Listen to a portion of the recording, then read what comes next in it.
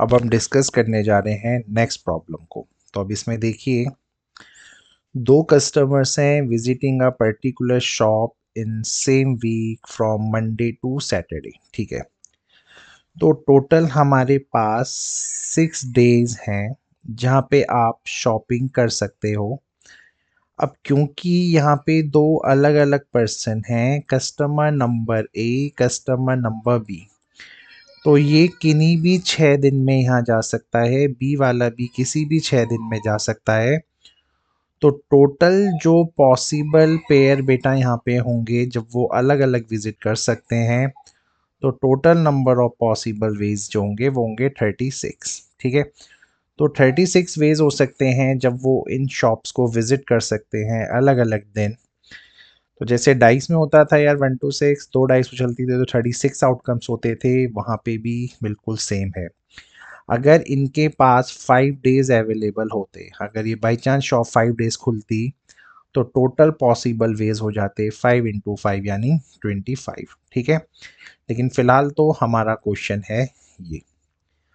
अब उन्होंने बोला कि हम दोनों सेम कस्टमर ए और बी सेम डे पे विजिट करें। तो हो सकता है दोनों मंडे को विजिट करते, दोनों ट्यूसडे को विजिट करते, दोनों वेंसडे को विजिट करते, या थर्सडे को विजिट करते, या हो सकता है फ्राइडे को करते, या दोनों सैटरडे को विजिट करते, है ना। तो सिंपल सा लॉजिक है, इन 36 केसेस में से सिर्फ ये 6 केसेस ही ऐसे हैं जब वो सेम डे विजिट करते, तो the answer is 1/6। Got it. और अब हमें प्रोबेबिलिटी चाहिए कि वो अलग अलग दिन विजिट करते। तो जो प्रोबेबिलिटी होती डिफरेंट डेज की और जो प्रोबेबिलिटी होती है सेम डे की, यानी किन्हीं भी दो इवेंट्स की जो प्रोबेबिलिटी होती है वो 1 के इक्वल होती है। आपको पता है कि किसी इवेंट का होना प्लस किसी इवेंट का ना होना 1 के इक्वल होता है। तो इसी लॉजिक से probability of same debt plus probability of different days हमें 1 आंसर देता। तो यहाँ पे मुझे क्या करना है, डिफरेंट डेज की प्रोबेबिलिटी चाहिए, तो मैं इसको डी से रिप्रेजेंट करता हूँ। तो उसका आंसर क्या होगा, 1 माइनस, जब ये सेम डे जा रहा है तो सेम डे ये केस बन रहा था 1/6, अभी आपने सॉल्व किया था, तो आंसर बन जाएगा 5/6। Very easy.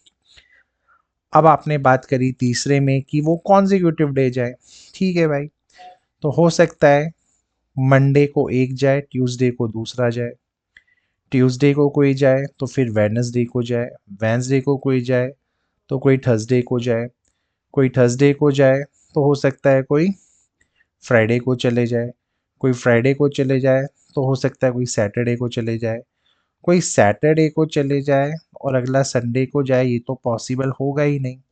ठीक है, और ऐसा भी नहीं होगा कि आप सैटरडे गए और फिर आप मंडे को चले गए, क्योंकि बात यहाँ कॉन्जिक्यूटिव डेज की है, संडे को शॉप खुल नहीं सकता।